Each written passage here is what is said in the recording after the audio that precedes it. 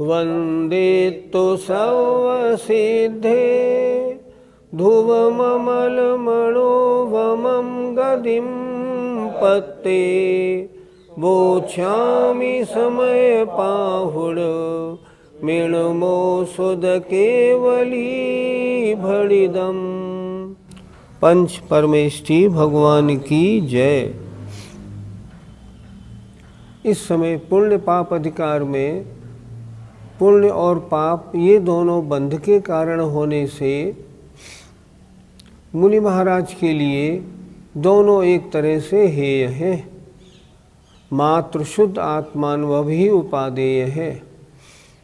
पर जो मुनि महाराज इन बातों को नहीं जानते और बहिरंग पुण्य क्रियाओं में लगे रहते हैं, उनके लिए आचार्य गाथा नंबर 161 कह रहे। परमठ बाहिराजे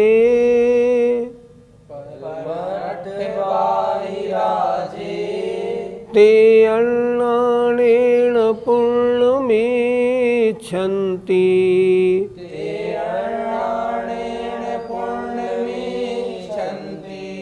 संसार गमन हेतुं विमुख हेयुं अजानन्ता। बोलिए। परमठ बाहिराजे ते अन्नानेन पुण्यमिच्छन्ति संसार गमन हेतुं विमुख हेयुं अजानन्ता। परमठ बाहिराजे ते अन्नानेन पुण्यमिच्छन्ति संसार गमन हेतुं विमुख हेयुं अजानन्ता। गाथा के एक एक शब्द के अर्थ को ध्यान से देखिए। परमठ परमार्थ से, बाहिरा जो बाह्य हैं, जे माने जो, ते माने वे, अन्नानेन अज्ञान से, पुण्यम इच्छन्ति पुण्य को चाहते हैं। क्या हुआ? परमार्थ से बाह्य जो है, जो परमार्थ में नहीं है, अर्थात शुद्धोपयोग से बाहर हैं, अर्थात शुभोपयोग में लगे हुए हैं, वे अज्ञान से पुण्य को चाहते हैं। इसीलिए तो शुद्धोपयोग छोड़कर शुभोपयोग में लगे हैं। कैसा है ये पुण्य? शुभोपयोग कैसा है? संसार गमन हेतुम, संसार गमन का हेतु है। संसार गमन का हेतु होने पर भी मोक्ष हेयुम, मोक्ष के हेतु को अजानता न जानते हुए। एक बार फिर देखें ऊपर से। जो परमार्थ से बाह्य है, मतलब निर्विकल्प समाधि में नहीं है, वे अज्ञान से पुण्य को चाहते हैं। पुण्य कैसा है? संसार गमन का हेतु है। लेकिन संसार गमन का हेतु होने पर भी वे मोक्ष के हेतु को न जानने के कारण क्या करते हैं? पुण्य को चाहते हैं। उन्हें पुण्य क्रियाओं में लगा रहना ही उचित मालूम पड़ता है। पर आचार्य कहते हैं नहीं, ये क्रिया ठीक नहीं है, क्योंकि ये परमार्थ से बाहर है। इस कारण एक बार फिर देख लें। जो परमार्थ से बाह्य हैं, वे अन्नानेन अज्ञान से पुण्यम इच्छन्ति पुण्य को चाहते हैं। संसार गमन हेतुम, संसार गमन का हेतु होने पर भी क्यों चाहते हैं? मोक्ष हेयुम अजानन्ता, मोक्ष के हेतु को न जानते हुए। उनको यही नहीं मालूम है कि ये पुण्य का चाहना संसार का कारण है या मोक्ष का कारण है। अगर इतना सही सही जान ले, फिर पुण्य को क्यों चाहेंगे? पर वो नहीं जानते। गाथा का भावार्थ देखें। जो परमार्थ से बाह्य है, शुद्ध आत्मस्वरूप का जिन्हें अनुभव नहीं है, जो आत्मानुभव में लगे हुए नहीं हैं, वे मोक्ष के हेतु को न जानते हुए अज्ञान से संसार गमन के कारण पुण्य को चाहते हैं। उन्हें पुण्य क्रियाओं में लगा रहना ही रुचिकर है।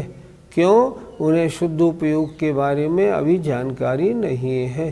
पंडित जी, किन मुनियों को परमार्थ से बाहर कहा है? परमार्थ का मतलब शुद्धोपयोग में लीन, अर्थात पुण्य और पाप इन दोनों कर्मों से दूर। शुभोपयोग अशुभोपयोग से जो दूर हैं और शुद्धोपयोग में लगे हैं, वे परमार्थ वाले हैं। लेकिन जो परमार्थ से बाहर हैं, इनका मतलब जो शुद्धोपयोग में नहीं है लेकिन शुभोपयोग और अशुभोपयोग में अपना समय लगाते हैं। अशुभोपयोग में न लगे तो भी शुभ कार्यों में निरंतर लगे रहते हैं। आचार्य कुंद महाराज कहते हैं ये भी परमार्थ से बाहर हैं।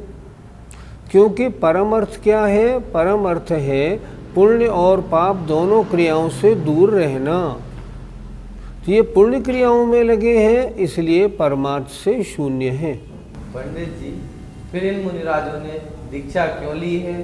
संसार का कारण क्या है, मोक्ष का कारण क्या है, इसका इनको विधिवत ज्ञान नहीं। संसार का कारण है पुण्य और पाप का बंध, मोक्ष का कारण है इन दोनों से हटकर शुद्धोपयोग रूप लीनपना। इनको इस बात का ज्ञान नहीं है। इसलिए जिन मुनिराजों को इस बात का ज्ञान नहीं होता, वे पुण्य कार्यों में अपना सारा समय लगाते हैं। वो सोचते हैं इन पुण्य कार्यों के करने से ही मोक्ष की प्राप्ति हो जाएगी। लेकिन आचार्य कहते हैं ये पुण्य कार्य तो संसार के कारण है, मोक्ष के कारण नहीं। मोक्ष का कारण तो शुद्धोपयोग है। और इन मुनिराजों को निर्विकल्प अवस्था का परिज्ञान नहीं। किस लिए निर्विकल्पता होनी चाहिए इसका ज्ञान नहीं। इसलिए ये संसार के कारण रूप जो पुण्य क्रियाएं हैं उनमें लगे रहते हैं। पंडित जी, ऐसे मुनियों का दीक्षा लेने का क्या प्रयोजन है? दीक्षा लेंगे, तपस्चरण करेंगे, महान पुण्य का बंध होगा और उस पुण्य बंध से ऊपर रिद्धिधारी देवों में जन्म होगा, बड़े बड़े पदों की प्राप्ति होगी। इन सांसारिक सुखों को लक्ष्य में रख के वे दीक्षा लेते हैं। क्यों? अभी उनको वास्तविकता का परिचय नहीं हुआ, मोक्ष के कारण को जानते नहीं। इसलिए सांसारिक सुखों के कारण ये दीक्षा है, ये समझ के उन्होंने दीक्षा धारण की है। क्या ये परम समाधि का प्रयत्न नहीं करते? मुनि अवस्था धारण कर तपस्चरण आदि क्रियाएं तो वैसे ही करते हैं, लेकिन जो वास्तविक लक्ष्य है उसका सही परिज्ञान नहीं। पूरी साधना अच्छी करते हैं, तपस्या पूरी करते हैं, सब कुछ करते हैं, पर लक्ष्य क्या होना चाहिए उसका ज्ञान नहीं होने से इनकी साधना नहीं है। संसार मार्ग की साधना हो जाती है, मोक्ष मार्ग की साधना नहीं हो पाती। पंडित जी, वास्तविकता को जानने वाला साधु किसको कहा जाए? वास्तविकता को जानने वाले वे साधु हैं जो पुण्य कार्यों में नहीं उलझते, निरंतर शुद्धोपयोग की ओर ही जिनका लक्ष्य रहता है। और यहाँ आचार्य कुंद महाराज ने उन्हीं को परमार्थ या उन्हीं को परम समाधि से युक्त माना है। और जब वे साधु उस शुद्धोपयोग से नीचे आते हैं तब कौन से शुद्धोपयोग में, शुभोपयोग में लगते हैं? जो शुभोपयोग ने पुनः शुद्धोपयोग में पहुंचा दे। शुभोपयोग में उनको लीन होने का भाव नहीं, लेकिन शुद्धोपयोग से हटके शुभोपयोग में आए, पुनः शुद्धोपयोग में जाने की कोशिश करते हैं। वे परमार्थी हैं। उन्होंने वास्तविकता को समझा है, उन्होंने जाना है ये शुद्धोपयोग से हटना संसार का कारण है, अतः पुनः शुद्धोपयोग का प्रयत्न करूं। क्यों? शुद्धोपयोग ही मोक्ष का कारण। पंडित जी, जो मुनिराज परमार्थ से बाहर हैं, उनके ज्ञान में क्या कमी है? अभी उन्होंने संसार गमन और मोक्ष गमन के कारणों को विधिवत नहीं जाना। बाहरी क्रियाओं में निरंतर लगे रहते हैं, अगर अर्थात व्यवहार रत्नत्रय की क्रियाओं में लगे रहते हैं, लेकिन निश्चय रत्नत्रय की ओर ध्यान नहीं देते। व्यवहार रत्नत्रय निश्चय रत्नत्रय का कारण तो है, पर मोक्ष का कारण तो निश्चय रत्नत्रय है। लेकिन वो व्यवहार रत्नत्रय में ही सब कुछ मानते हुए, अपने मुनिपद का उसी को लक्ष्य मानते हुए व्यवहार रत्नत्रय में ही लगे रहते। ये उनके ज्ञान की कमी है। आचार्य महाराज ऐसा कह रहे हैं। गाथा नंबर 161 का पद्यानुवाद देखिए। साधु समाधि च्युत मूढ़ यथार्थ में है, दूराते दूर परमार्थ पदार्थ से है। संसार हेतु शिव हेतु न जानते हैं, वे पुण्य को इसलिए बस चाहते हैं। आचार्य श्री ने ये पद्यानुवाद जो बनाया है, कितना सरल और कितना सही अर्थ बताने वाला। पहली पंक्ति देखें आप, साधु समाधिच्युत मूढ़ यथार्थ में हैं। वे साधु समाधि से च्युत हैं और वास्तव में मूढ़ हैं, अज्ञानी हैं, और वे परमार्थ से अत्यंत दूर हैं। क्यों? वे संसार के कारण और मोक्ष के कारण को नहीं जानते हैं, इसलिए वे पुण्य में लगे हुए हैं, बराबर उन्हीं क्रियाओं में लगे हुए हैं। अगर मोक्ष का कारण जानते तो इन क्रियाओं में क्यों लगते। बहुत सुंदर पद्यानुवाद है। आइए गाथा नंबर 162 देखते हैं। जीवादि सदहणम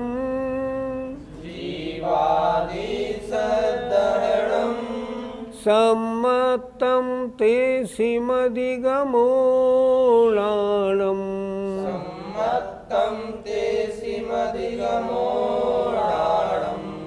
रागादि परिहरणम चरणम मे सोदुमोक्ष पहो।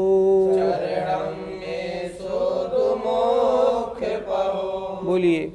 जीवादि सदहणम सम्मतम ते सिमधिगमोलाणम रागादि परिहरणम चरणम मे सोदुमोक्ष पहो।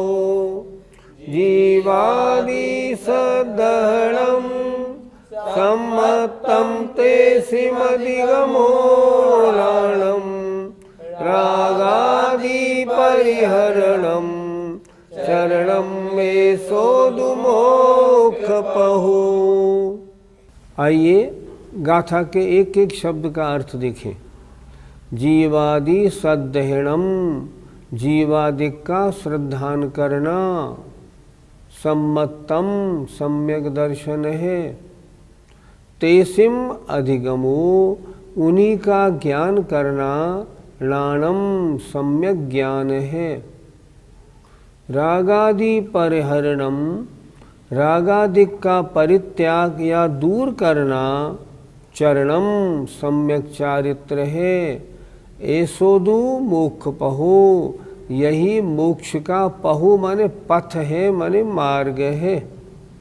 एसोदु, इस प्रकार ये मोक्ष का मार्ग है।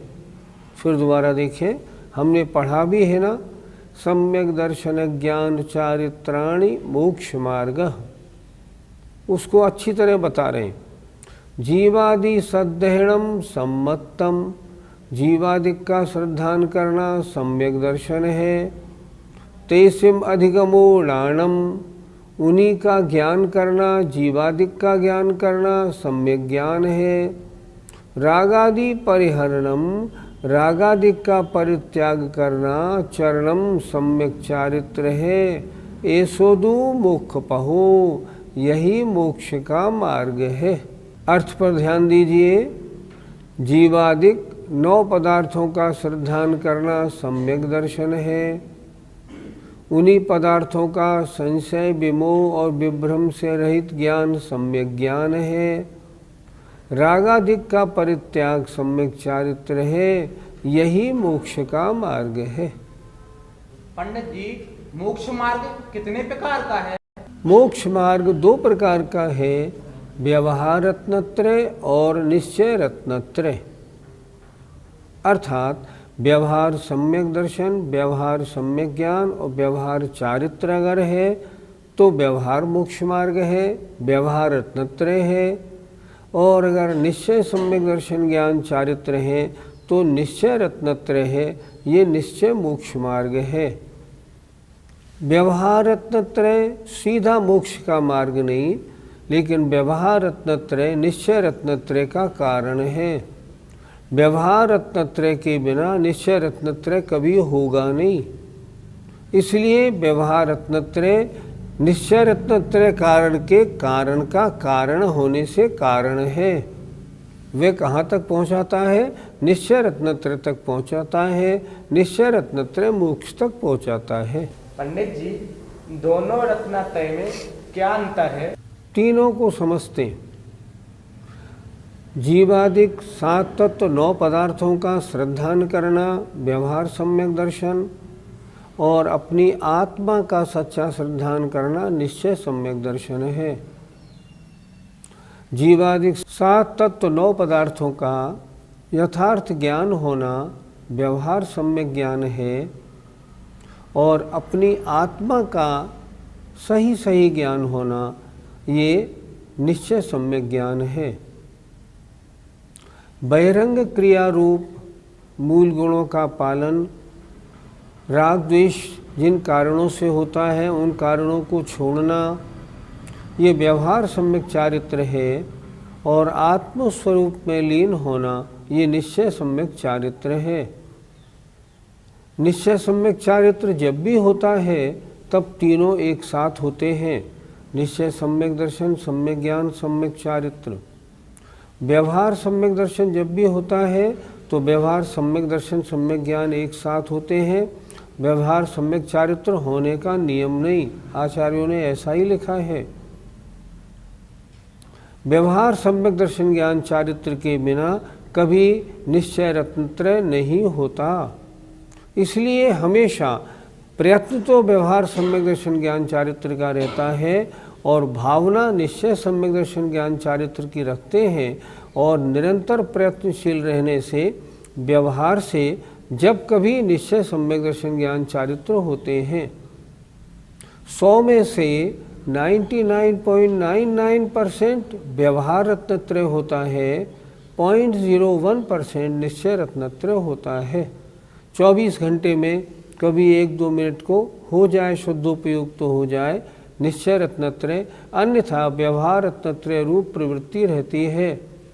पर जो मुनि महाराज इस भेद को जानते हैं वे व्यवहार रत्नत्रय में रहते हुए भी निरंतर निश्चय रत्नत्रय की भावना करते हुए सदा रहते हैं। पंडित जी, व्यवहार और निश्चय रत्नत्रय में कौन से गुण स्थान होते हैं? देखो, व्यवहार सम्यक दर्शन, व्यवहार सम्यक ज्ञान गुणस्थान चौथा और 5वां। व्यवहार सम्यक चारित्र गुणस्थान 6ठा और 7वां। अच्छी तरह समझना हो, जो मुनि महाराज शुभोपयोग में हैं वे व्यवहार सम्यक दर्शन, सम्यक ज्ञान, सम्यक चारित्र वाले हैं। और वे मुनि महाराज जब शुद्धोपयोग में आ जाते हैं तब वे निश्चय रत्नत्रय वाले हो जाते हैं। निश्चय रत्नत्रय में देखें, निश्चय सम्यक दर्शन, निश्चय सम्यक ज्ञान, निश्चय सम्यक चारित्र तीनों एक साथ होते हैं, अलग अलग नहीं होते। जब व्यवहार रत्नत्रयधारी मुनिराज शुद्धोपयोग में आते हैं तो उनका व्यवहार रत्नत्रय निश्चय रत्नत्रय रूप परिणमन कर जाता है। उसके गुणस्थान 7वें के शुद्धोपयोग से लगाकर और 12वें गुणस्थान तक होता है। इस तरह इन रत्नत्रय के गुणस्थान अलग अलग समझने चाहिए। पंडित जी, क्या व्यवहार सम्यक दर्शन भी सच्चा सम्यक दर्शन है? कुछ एकांतियों की धारणा ऐसी है कि व्यवहार सम्यक दर्शन तो मिथ्या दृष्टियों के भी हो जाता है, पर नहीं, उनकी मान्यता बिल्कुल ठीक नहीं। वास्तविकता क्या है? व्यवहार सम्यक दर्शन भी 7 प्रकृतियों के उपशम 6 उपशम से होता है, इसलिए वो भी वास्तविक सम्यक दर्शन है। लेकिन जब तक वे शुभोपयोग में है तब तक व्यवहार है, और जब वो शुद्धोपयोग में है तब ही उन व्यवहार सम्यक दर्शन ज्ञान चारित्र को निश्चय सम्यक दर्शन ज्ञान चारित्रपना प्राप्त हो जाता है। व्यवहार रत्नत्रय मोक्ष का साक्षात कारण नहीं, पर कारण का कारण है, क्योंकि बिना इसके कभी निश्चय रत्नत्रय होगा नहीं, और बिना निश्चय रत्नत्रय के कभी मोक्ष होगा नहीं। इसलिए व्यवहार रत्नत्रय कारण है, पर वो भी सच्चा है। जब तक मुनि महाराज शुभोपयोग में है तब तक भी उनके प्रति समय निर्जरा 24 घंटे होती है। जब प्रति समय निर्जरा 24 घंटे हो रही है तो क्या ये माना जाएगा कि उनका सम्यक दर्शन ज्ञान चारित्र व्यवहार होने से झूठा है? नहीं, ये तो नहीं माना जाएगा। तो क्या माना जाएगा? उनका रत्नत्रय सच्चा है, पर अभी परद्रव्य की अपेक्षा सहित रहते हुए साक्षात मोक्ष का कारण नहीं है, पर है सच्चा, इसीलिए तो प्रति समय निर्जरा है। इसलिए व्यवहार माने झूठा नहीं, कभी ऐसा नहीं मानना। व्यवहार माने कारण रूप, निश्चय माने कार्य रूप। ऐसा मानेंगे तब हमारा ज्ञान आगम के अनुसार माना जाएगा। आइए गाथा नंबर 162 का पद्यानुवाद देखते हैं। तत्वार्थ की रुचि सुदर्शन नाम पाता, ओ तत्व को समझना वह ज्ञान साता। रागादि त्याग करना वह वृत्त होता, तीनों मिले बस वही शिव पंथ होता। वृत्त, वृत्त माने चारित्र, रागादि का त्याग करना वह चारित्र होता है। जय जिनेन्द्र। इस कार्यक्रम के पुण्यार्जक परिवार है श्रीमती पूनम जैन, धर्मपत्नी श्री सुभाष जैन, गुणायतन शिखर जी, मानक चंद, कमला देवी, राकेश, नीतू, ऋषभ, सौम्या एवं Ayushi Musharaf, B123, Sethi colony, Jaipur, Rajasthan. Shri Parasnath re rolling mills limited, Durgapur 1, Bardhaman, Paschim Bengal. Amita Jain, wife of Anil Kumar Jain. Sangeeta Jain, wife of Vipin Kumar Jain. Sheel Jain, wife of Narendra Jain. Hightone trading company, Shalimar Bagh, Delhi 88। माता श्री निरंजना बाई सरोदय के स्मरणार्थ Sunanda, wife of professor Umesh Chandra Sarodaya, Nagpur. Rekha, wife of Abhay Kumar Sontakke, Karanja. Madhuri Jain, Nagpur. Nishigandha Band, CA, wife of doctor Shailesh Band, Amravati. Rutika, wife of Saurabh Sarodaya, Pune. Pushpak Jain, Swastik Band, Spraha Sarodaya. स्वर्गीय श्री चिमनलाल फूलचंद शाह, स्वर्गीय Kamlaben Chimanlal Shah, doctor Rajnikant C Shah, Leena R Shah, Samarth R Shah, Dhvani S Shah, Nishchal R Shah, Janali N Shah, Aagam, Nirmay एवं नियम शाह, अहमदाबाद, गुजरात। गर्व गौतम जैन, सुपौत्र अशोक कुमार, रतनलाल जैन, नूतन, गौतम, प्राची, आदित्य, महिमा, सलोनी, निरंजन, अरहन, आराध्य, तारदेव, अंधेरी, मुंबई। श्रीमती संतोष C सिंघई, श्रीमती वर्षा आलोक जैन, श्री आलोक जैन, कुमारी त्रिशला जैन, कुमारी अनमोल अग्रवाल।